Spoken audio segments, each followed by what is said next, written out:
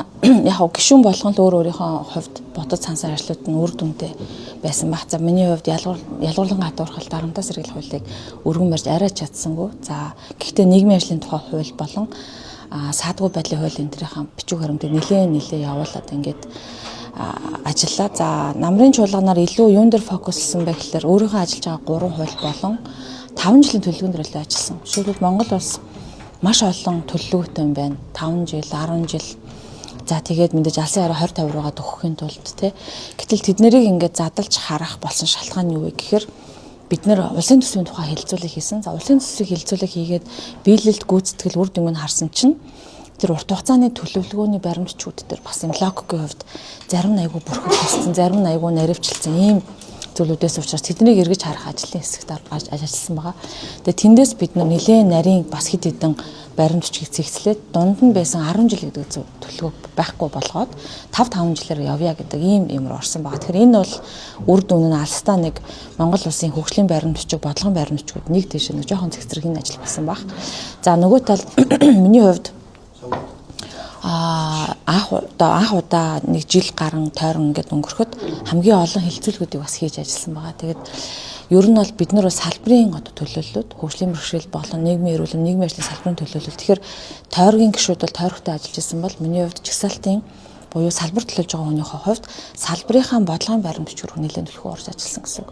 Тэр ч утгаараа хөгжлийн бэрхшээлтэй хүмүүсийн хөгжлийн бэрхшээлийг дахин шинээр үнэлдэг болох, за нийгмийн эрүүл мэндийн бодлого, хуулийн асуудлыг эргэж харах, за тэгээд дээрэс нь хүний өвчлөлтэй холбоотой боловсролын асуудлууд руу нэлээд төлхөө орж ингэж ажилласан учраас яг өөрийнхөө багийнхаа хувьд бол хамгийн нэлээд үр дүнтэй ажилласан гэж үзэж байгаа. Тэгээ бидний хийсэн хилцүүлгүүдээс анх удаа жишээлбэл улсын төсвийг нэлээд наривчлаад зөвхөн хөгжлийн бэрхшээлийн хүнтэй холбоотой төсөв яаж тусгах гэдгийг гаргаж ирж харж агаад за дараагийн удаа тэгвэл ингэмээр юм байна гэдэг төлөвлөгөөнүүдээр ажилласан. За анх удаа нийгмийн эрүүл мэндийн бодлогын асуудлын төсөвтэйгээ яаж уялчин гэдэг уулзалт төлөвлөгөөнүүдийг хийж агаад бас одоо тэрийг улсын төсөвд болон бодлогын баримтч тусгуулсан гэх мэт илүү салбар дотор илүү сайн ажилласан гэсэн. Тэгээ хамгийн олон хилцүүлэг хийсэн байлээ. Тэгээ хилцүүлэг болгоноос ч нөгөө бодлогын баримтчүүд болон засгийн газар чиглэсэн зөвлөмжүүд гарч ирж байгаа байхгүй юу. Тэгэхээр тэр хилцүүлэгт хэн байна гэхээр иргэний нийгэм болон нөгөө салбарын эрдэмтэд экспертүүд нь орж ирж байгаа гэсэн. Тэр утгаараа жагсаалтын гишүүнийхээ хувьд бол илүү одоо төрийн бодлого, хууль, тогтоомжийн баримтчигт мэрэгчлэнүүдийн оролцоог илүү одоо төлхөө оролцуулсан жил байлаа гэж дүгнэх гээд байгаа байхгүй. Нийслэлийн хувьд одоо хөгжлийн бэрхшээлтэй иргэдэд тийм ээлтэй биш. Таны хувьд гэрээсээ гарцгаа яйныг санаачлаад хотын даргатай хамт одоо Улаанбаатар хотоор ингээд хөгжлийн бэрхшээлтэй иргэдтэй хамт зорчсон. Тэгэхээр энэний яг үр дүнгийн та юу гэж харж байна? Яг хөгжлийн бэрхшээлтэй иргэдэд ээлтэй ямар орчин бүрдүүлэх тийм нөхцөл бүрдсэн бэ? За саадгүй байдал хүртээмжийн тухай хууль, нийгмийн хамгаалал, гэр бүлийн одоо яам энэ тухайд бараг 3 жил 4 жил хүмүүс ажиллаж гисэн байхгүй. Гэхдээ яагаад энэ ингээд явахгүй одоо юу гэдгийг удагшаардсан гэхээр нэгдүгээр мэдээж улс төрийн асуудлууд байсан баг. За нөгөө талдаа иргэдийн ойлголт хандлагыг харах хэрэгтэй байсан. Тэгэхээр гэрээсээ гарцгаа аян бол саадгүй байдлын тэр хуулийн нэг объектыг туршиж утсан гэсэн. Өөрөөр хэлбэл нийтийн тээврийн хэрэгслийн талаар. За ингэнгэд иргэдийн хандлага ойлголт нэлээд тааруу байдаг юм байна те. Ер нь тэрэгнэртэй хүн гадуур гарах шаардлагагүй биш үү гэдэг ийм хандлагатай учраас энийг илүү өргөн хүрээнд одоо бүх гишүүдийг оролцуулъя, бүр орон даяар томруулъя гэдэг ийм зорилгын туршилт судалгаагаа хийсэн. Тэгэхээр энэ нь гэрээсээ гарцгаа аян байсан байхгүй. Тэгэхээр улсын хурал дээр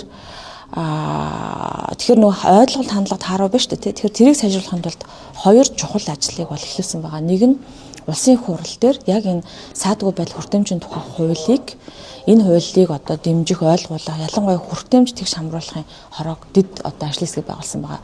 Одоо бид нар чинь өмнө нь ингээд нэлээд олон 50 гаруй ажлын хэсэг байсан бол тэр ажлын хэсгүүдээр зорьсон ажлуудад дуусгаад дараагийн ажлын хэсэг рүүгээ орохдоо нэг чухал асуудал нь л энэ хүртээмж буюу саадгүй байдлын асуудлыг нэг хороо болгож улсын хурал дээр байгуулсан. За одоо бид нар 1 сард гэрээсээ гарцгаа яйнаа илүү төлхөө өргөн хүрээнд бас ажиллана.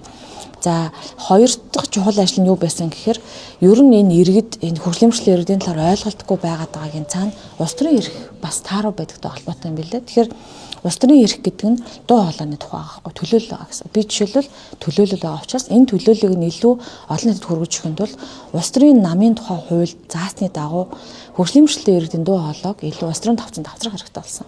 Ийм учраас Монгол Ардын нам дээр анх удаа бодлогын хороо байгуулсан. За бүтцтэй тэр нь бүр нарийн бичгтэй. Тэгээд бид нар намын одоо бүх шатны нэгж эс болгонд хүртээмжийн асуудлуудыг, хөгжлөмжлийн асуудлыг ярихаар басан шийдвэр гарсан байна. Тэгэхээр энэ хоёр ажлаа одоо 26 онд нэлээд төлхөө явуулна гэсэн. Тэгэхээр энэ намрын чуулганаар бас нэг авааштай 2 жил юм байгаа. Их хурал дээр нэг том ажлын хэсэг, нам дээр нэг том бодлогын хороо байгуулж явж байгаа. Тэгэхээр улс төрийн эрхийн дэмжиж өгвөл бусад эрхэд бас үр таалга нээлттэй болдог байгаа байхгүй. Судалгаанаас харахад ч гэсэн тийм, олон улсад ч гэсэн тийм л байгаа. Хаврын чуулганаар ямар асуудлуудыг ер нь хөндөж ажиллах? Хавар бид нар одоо сая арай амжаагүй байгаа ялгарлан гадуурхал дарамтаас сэргийлэх хууль, саадгүй байдал хүртээмжийн тухай хуулийн төслөө илүү төлхөө одоо өргөн байрахаар одоо бэлдэж ажиллаж байгаа гэсэн хоёр